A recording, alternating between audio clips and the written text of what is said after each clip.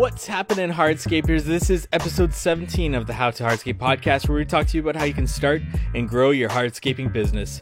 And this week, we are taking the chance to just talk to you about things we've learned about in this past couple of weeks. We attended Landscape Ontario Congress, where we got to see new products coming to the market and just new things in general that we want to talk about, as well as the Landscape Hardscape Business Success Summit brought on by Frank Bork, who we had on the show a few weeks back. And we just want to talk about a few little takeaways that we got from that conference, as well as the Landscape Ontario Congress. So without further ado, here is our episode. So Landscape Ontario Congress is a show that's put on each year at the beginning of the year. It's just a massive area showcase center that has everything from equipment, tools, products, software, everything that you could imagine underneath one roof, and lots of great information in general. There was a couple of products that really stood out to me that I'm really interested in implementing in 2020. Before we get into those two products, I want to talk about a couple of different things that did stand out to me. One, the GatorBase booth was awesome. Great show put on by those guys to see the, the marketing video that they put together, and just talking about this synthetic base that you can use to improve your efficiency. And once you have this synthetic base down, not only is the installation going to improve your efficiency, but also it's quicker, it's easier to put down, and then the efficiency of being able to clear off the area. Once that GatorBase is down, clearing off that area of snow will help increase your season length, as well as, once it's down, you can walk on it, you can stage pavers on it, just incredible things that you can do with the synthetic base that we are excited about using and continuing to use in our business. And if you haven't already done so, checking that out. The guys over at MQuip that we've also had on this show before, incredible vacuum lift equipment. And if you are lifting natural stone wet cast products, they have that little mini Grabo unit that's really cool to be using in your business, as well as vacuum lift backpack lifters for pavers and just things that you can use for steps to hook up to your machinery. Incredible stuff by over there at MQuip.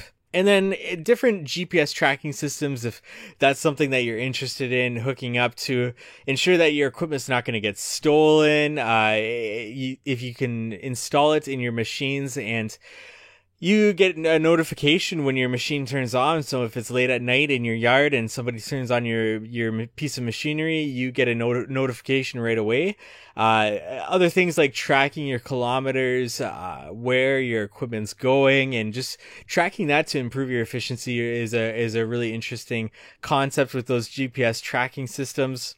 Now, two products that really stood out to me. One I'd already heard about moving into this show was Easy Joint, which is a joint material that can be swept in even when it's raining. In fact, you sweep it in with the rain. You don't need to compact it or consolidate it. I believe the water that's installed with it gets it to the bottom of the joint. But a really fascinating material to use, especially in rainier seasons, whether that's the beginning of the spring or into the fall.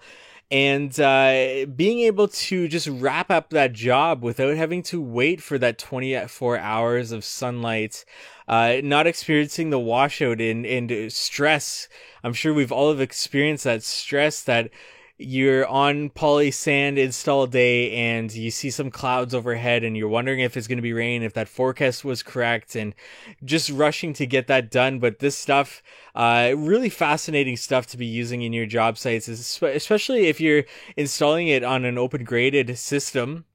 It allows water to go right through it. Pretty incredible setup that I saw there with Great North Hardscapes, that they had a bowl made out of it and water running through it, and the water is just passing right through that material. So permeable, lets water pass through it, and pretty incredible stuff to be able to wrap up a job if you need to wrap it up and to move on to the next one. So that's definitely a material that we are going to be looking at installing in the coming season. As well as Easy Click Base is the other one. And this is a synthetic base, much like Gator Base, but it's rated for vehicular traffic, whereas Gator Base is for walkways, patios, things like that. This is actually a synthetic base that looks really heavy duty and is rated for vehicular traffic. So driveways you can do with this, and much like other synthetic bases, you're working with that only 1 inch of bedding material, and then the synthetic base on top of that, and then the interlock on top of that synthetic base. So pretty incredible stuff, of course, with a fabric separated underneath all of that you can now do a driveway without having to excavate a massive amount of material. You are able to do it with just that 1 inch of bedding material, the Easy Click base depth, which is off the top of my head maybe an inch and a half. I don't quite know exactly the height of that, and then the interlock on top of that, 80 mil material. So incredibly limits the amount that you're going to have to invest in disposing of the material, in excavating the material. So it's definitely something that we're going to look into in the 2020 season to see if we can install some jobs with this Easy Click base moving forward. And those are definitely the two products that really stood out to me at the show. Of course, other manufacturers are showcasing their new products that they're coming out with. Pretty cool to see the different ideas that are coming out with retaining walls, with building a kitchen island with just panels, these sheets of metal racks, and then you're sliding panels on top of it or through it. New garden bed bench retaining wall products that are massive concrete slabs basically put on end and joined together with different clips on the inside. I'm not going to get too into what the different concrete manufacturers are putting out there this year with their products. Maybe we'll do different shows with the different manufacturers if that's what people are interested in.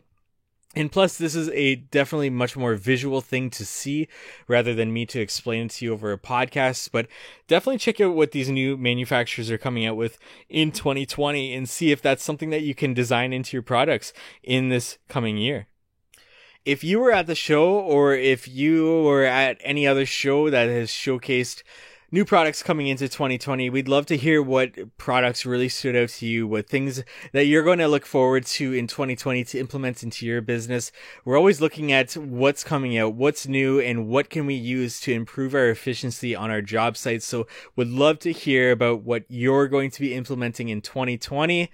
And I want to turn this conversation towards the Landscape and Hardscape Business Success Summit that Frank Bork put on.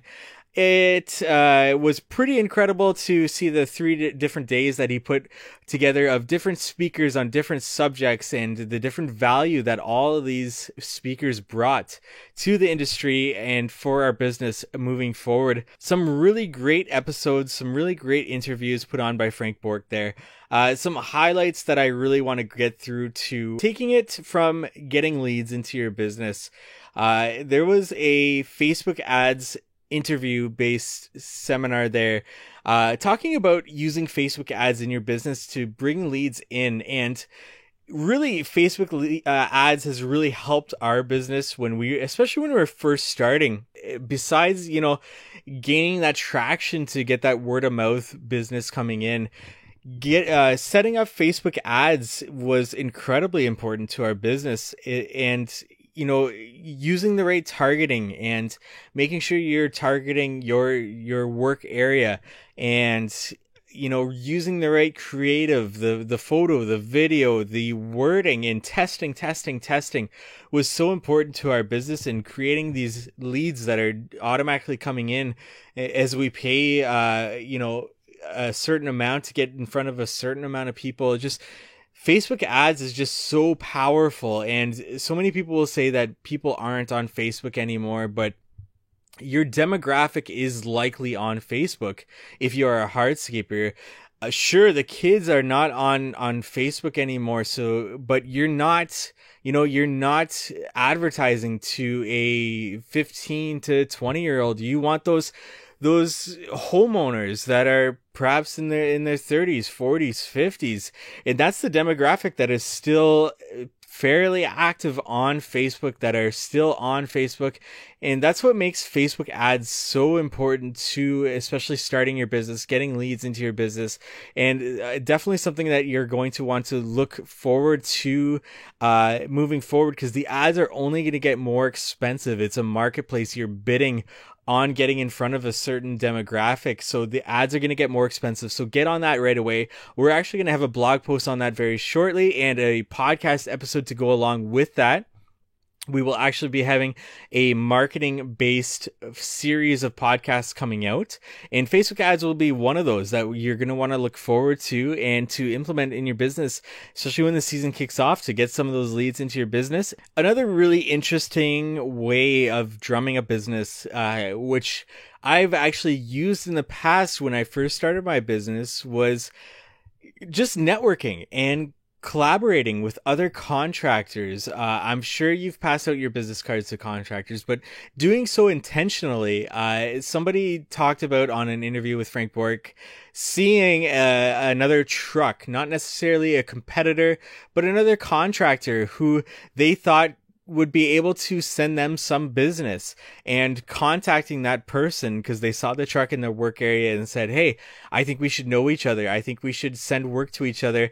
Here's my business, and here's how you can get in contact with me. And it really brought in some leads to his business. We've done so before, and we've actually written a blog post about this before on howtohardscape.com about, using this to collaborate, to network with other contractors. We intentionally reached out to every single asphalt business owner when we first started, because a lot of these companies want to have interlock going up the shoulder of the driveway, or they need the front entrance repaired of interlock, or the customer wants a front entrance of interlock done before the asphalt goes in, or curbing, anything like this that an asphalt company may not offer. We contacted every single asphalt company and we told them about the services we offered, and we said, hey, we can do this if a customer comes in and they want their front entrance redone. We're here. We're definitely taking on work. And that led to a lot of leads coming in. It kept us busy for that first or second year of business and really helped that word of mouth spread. So definitely implement this into your business if you're just starting out, or if you're looking to get to partner with some different companies to complement the services that they offer, to bring in more leads to your business, to really expand what your business can offer. Which brings me to my next point, which is identifying the services that you want your business to offer, and whether that's services that you want to subtract in 2020 or services that you want to add in 2020. Maybe you looked back at your numbers and you looked at a service that you offer and you said, hey, we barely made any money on this, or the money that we made just wasn't worth the time that we've invested into this service. And we've interviewed hardscapers on this podcast that will be released in the future that have looked at their business and said, hey, why are we still doing lawn care? It's cost us so many hours to be invested into it, and it's just not the most profitable end of our business. Let's sell this part of our business off. Let's stop doing it anymore. It just isn't worth the time that we're investing into it. So really evaluating the time, the profit that you're making on each of the services that you offer is incredibly important to your business, as well as continuously expanding the services that you offer. in your business to improve your profit. We are going to be featuring a lot of great companies in the future of this podcast, and we've already featured a couple others, warming trends in specific.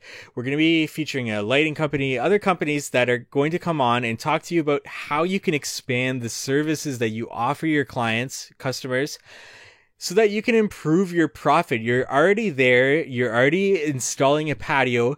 Why not install some lighting, some gas fire feature? This is going to really improve your profit, and it's not that difficult to learn how to do.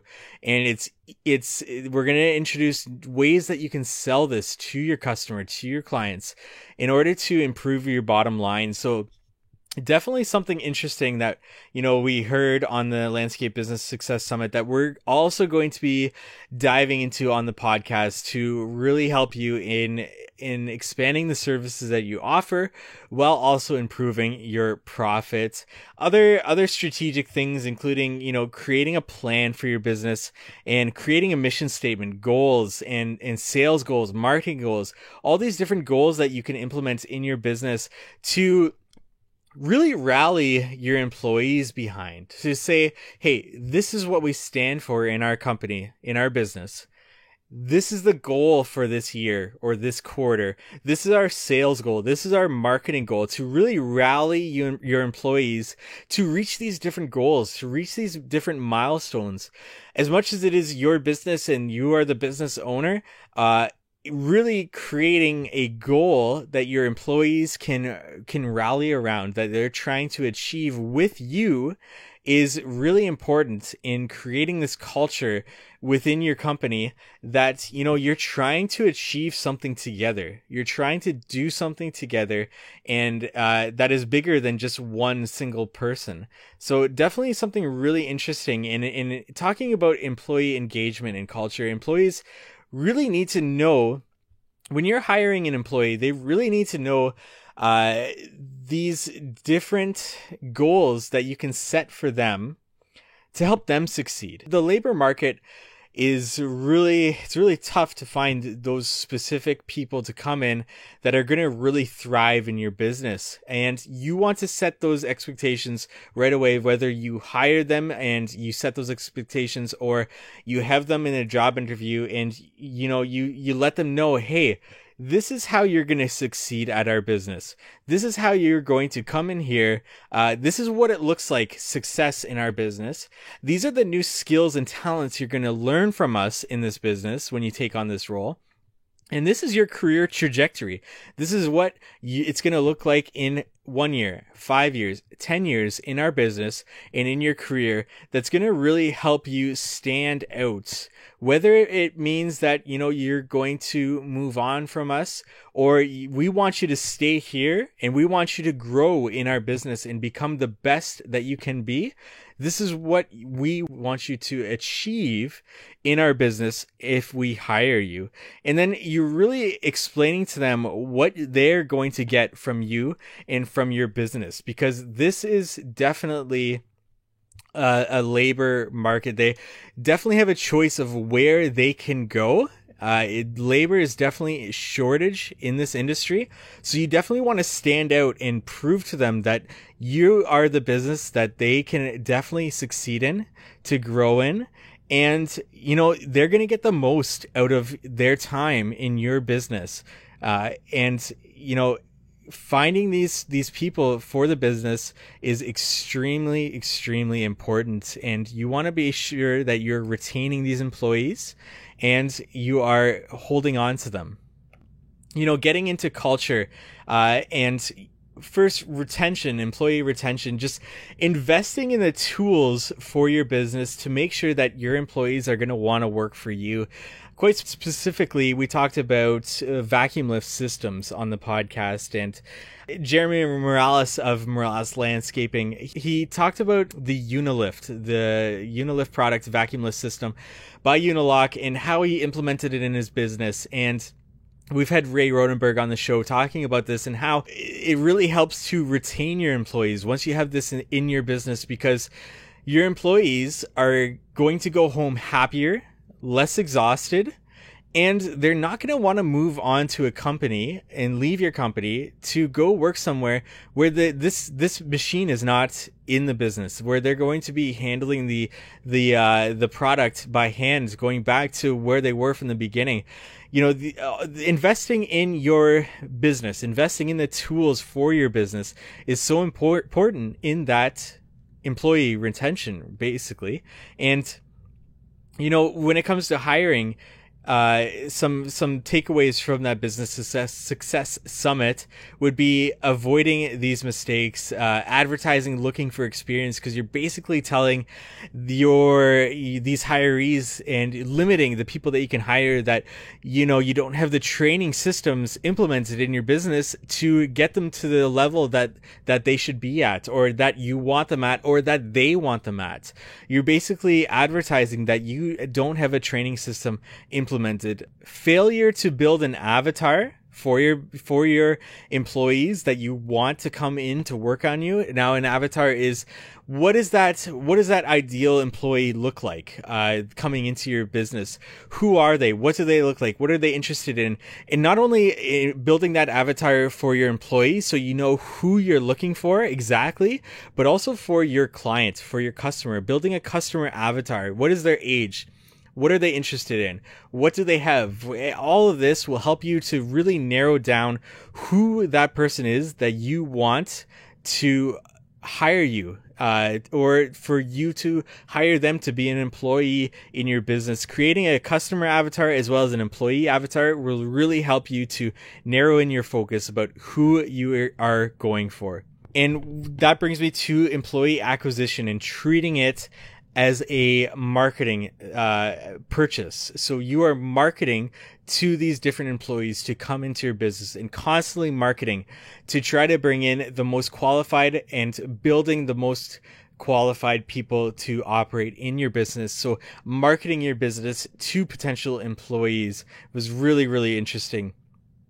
And it's also going to make options for your business moving forward, that you have this list of people that you could definitely hire into your business at any given point in time. And, a failure to adapt automation in your business. And, whether that looks like systems in hiring and, getting these people into your job sites that they're comfortable with doing what they're doing. Creating automation, creating systems in your business is so important. And we're going to get really deep into that in the podcast in future episodes. We're not going to get too deep into that right here, but creating these systems that really onboards employees, trains them, and then gets them into the job sites where they're comfortable. If you just hire somebody, you tell them to meet you at the job site, and they have no prior training, they don't know anything about a job site, is not only going to be not good for that employee's comfortability on the job site, and your employee retention is going to drop, but it's also not going to be safe. It's not going to be safe for them to be on the job site, not just for them, but for the people around them as well. So, creating these systems for training, onboarding, as well as in your business to really systematize your business so that you can take a step back and focus on more important things rather than different things that you can just systematize in your business. Which brings me to two things that you can systematize.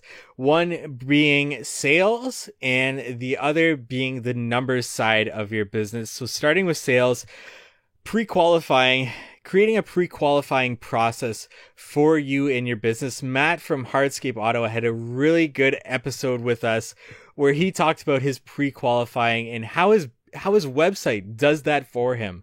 His website takes the customer through the process of what is their budget? Do they understand that a front walkway might look like this and it might cost them this? So really just narrowing down those customers that are contacting them so that they understand, I'm interested in a front walkway. I know that Matt from Hardscape Ottawa is offering front walkways that look like this, and this is a projected budget of what they should assume a front walkway is going to look like for them. And if they don't have a budget for that, then maybe Matt's not the type of person that they should be hiring. So he's pre-qualifying them on the website. He doesn't have to do that. The website does that for him.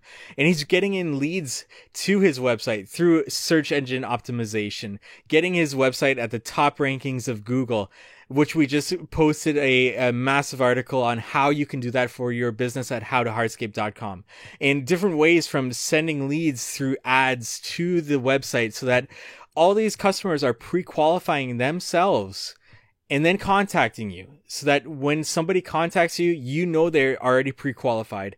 You can call them up and set a schedule, set a time, do some additional pre-qualifying, and they're good to go. So you're not wasting your time with other customers that are just not suited for you and your business. Some other really interesting things that came out of the summit was a couple of things. When a customer contacts you about hardscaping, they're already in a good mindset. It's likely not an emergency, something that needs to be done right away. If it's an outdoor living space that they're hiring you for, they're already in a good mindset. So use that to your advantage. They're happy about spending money and investing into their property, a living space that's going to be, used for them for many, many years down the road. So you've already got them in a good mindset, and you need to continue that good mindset in your sales process without turning them off to you. It's not an emergency thing that they're hiring you for. It's not something like the, plumbing that needs to be done immediately. It's something that they're in a good mindset about, that you can use to your advantage in that sales process. When you're consulting with them, some interesting questions that you could ask them. Am I the first estimate that has come out? Am I the first person that is providing you with an estimate? Are you getting more estimates? So just asking your potential customer, what are they, who are they talking to? Who are they asking? And the last question that you could really ask them at the end, what are you looking to hear from them that you have not heard from me?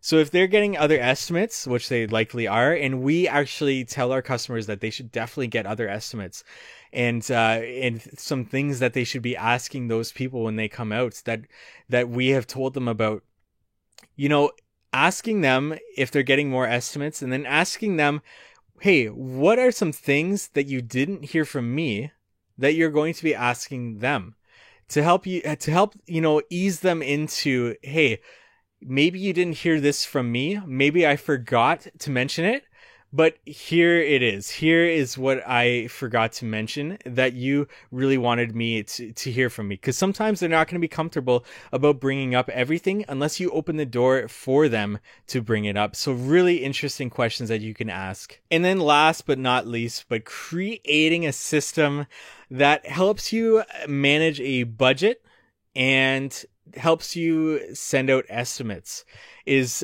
important, because estimating is such a large part of our business owner process, that we're meeting with customers and then we're getting out an estimate as soon as possible. Creating a system around this is so important in efficiency in managing your time, because your time is so limited as a business owner, especially when you're a business operator as well. And you're out there in the field, your time is so limited. And we put this off in our business for so long to create a system where we just are able to, we know our numbers right away, and we just click, add some numbers about the job size, and we know how much we should be charging for that job size. So knowing, the overhead, knowing the labor rates that you're charging, and knowing the material costs, and just putting all your hours in and getting a number that you have your overhead recovery rate, you have everything covered in that number, and you're charging the right amount to that customer is so important. And we put this off in our business when we first started, again and again and again. And I ended up just, calculating numbers in my head, closing my eyes and thinking, okay, this part of the job is going to take me this amount of hours. This part of the job is going to take me this amount of hours.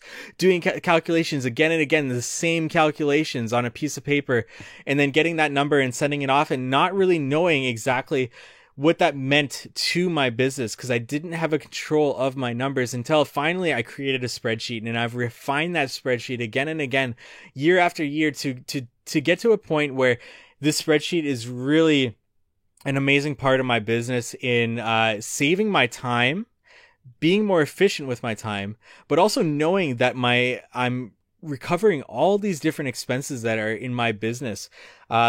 This spreadsheet we're actually going to be offering to you guys as a one-time fee. It's not like a monthly software that we are going to be charging monthly. It's a one-time fee. It's a spreadsheet that we use in our business that you can implement and customize into your business. You can definitely go over to our Facebook page to check that out. We're going to be putting up a video about how we use it in our business, what it is exactly. Definitely check that out if that's something you're interested in. It's definitely more towards a business that isn't interested at this point in time in investing a monthly fee software into their business, because they can get really expensive, but wants to create a budget, wants to know their overhead, wants to know how much they should be charging per job to recover that overhead, knowing all their employees, what they're making and the hours that are being billed into that job. It is a really powerful spreadsheet. So if you're interested in that, go over to our Facebook page, facebook.com/howtohardscape, and take a look at that video. We'll try to put that on our Instagram as well at howtohardscape, but we'll also be putting in a lot of different articles on our website about overhead, about production rates, about, all these different numbers-based things. So those will be free on the website, but the spreadsheet will be a one-time fee thing. And like I said, this is a spreadsheet that's more tuned for those businesses that do not want to invest in a monthly software. Just trying to add our value into this industry and to help you out as much as we can with this spreadsheet, and to focus on a certain audience again with this spreadsheet. Definitely check it out if that interests you. And if not, if you are ready to invest in a monthly software, LMN is an incredible software. They offer a free budgeting tool with their software before you even have to pay for anything. We've used it in the past, but now we use our spreadsheet. We like to use our spreadsheet because it transfers over into every estimate that we send out. LMN, you're paying for your estimates, that monthly fee to get those estimates out there. So it didn't make sense for us to invest in that specific tool monthly while also having the spreadsheet. So definitely two different audiences there, and check that out if that interests you. So basically, we created this episode to let you know what we're thinking about moving forward into 2020 with our business and with How to Hardscape, but especially the different topics that we're definitely going to be covering in the How to Hardscape podcast moving forward. It's just a little taste of some things that we're going to be releasing in the future, different guests we're going to have on the show talking about these different subjects. So we're always open to hearing from you about different subjects that you want to hear about on the show. Definitely reach out to us on our socials at How to Hardscape everywhere, or contact us at contact@howtohardscape.com. Go to our website, howtohardscape.com, for more articles, different things that you can look at in your business. Again, thank you for listening to today's podcast episode. We really appreciate you just tuning in, listening to the podcast from start to finish, and listening to what we're trying to do with this podcast to bring you as much value as we possibly can with each episode. We'd love it if you'd subscribe, left us a rating or review. Thank you to those that have already done so on their favorite podcasting app. We see them, we love them. Thank you so much for doing so. It really helps us get this podcast out there into more people's ears, allows us to get more guests on the show attracted to this podcast because of the traction that we have behind it. Again, thank you so much, and we look forward to meeting with you next week on the How to Hardscape podcast.